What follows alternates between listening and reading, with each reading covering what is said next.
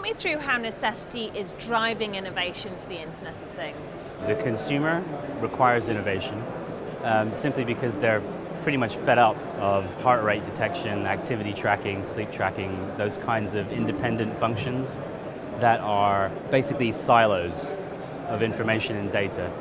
What the consumer is looking for is greater insight, more like a digital companion rather than something that just delivers one thing at a time. So our viewpoint on the whole thing is that we need to contextualize the data that gets created by those wearables so that the consumer at the end of the day can have a greater insight into their lives, and that makes the wearable more necessary.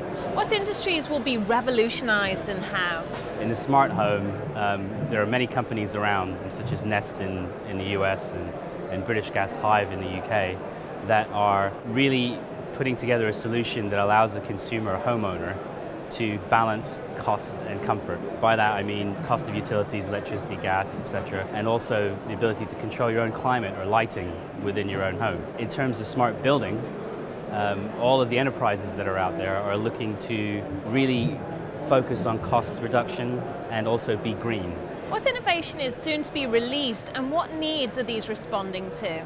The main needs of the consuming public, if you like, are all about insight and contextual analysis and being more human-like in a digital device. The first is the Margaux platform, which is a platform for wearables. The Margaux platform includes our bioprocessor, and the bioprocessor has a multitude of functions that measure biometric data, but also has algorithms associated with it that can combine those data into real emotional responses. So you can figure out from your wearable whether you're stressed or whether you're excited or whether you're sad or happy, and that can all be contextualized in terms of where you are and what you're doing at that particular time. And then that information or that knowledge can then be used to direct your action, and also depending upon where you are and what you're doing.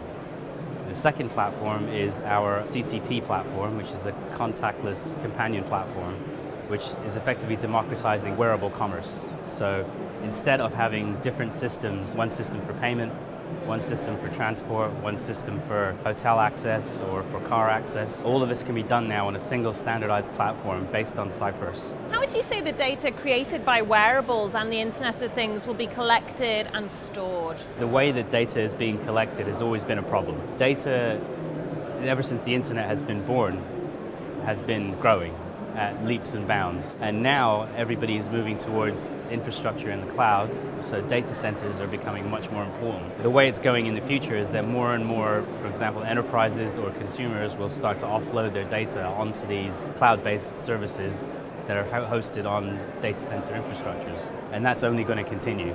And how do you see the wearables and Internet of Things industry developing in the future? What sort of possible trends are we looking at? Wearables need to interact with other elements. So your smartphone, your smart home, your smart building, your smart car, all of these things need to come together and will come together at the end of the day, because that's the only way that you can really push the contextual value of the things that you're doing.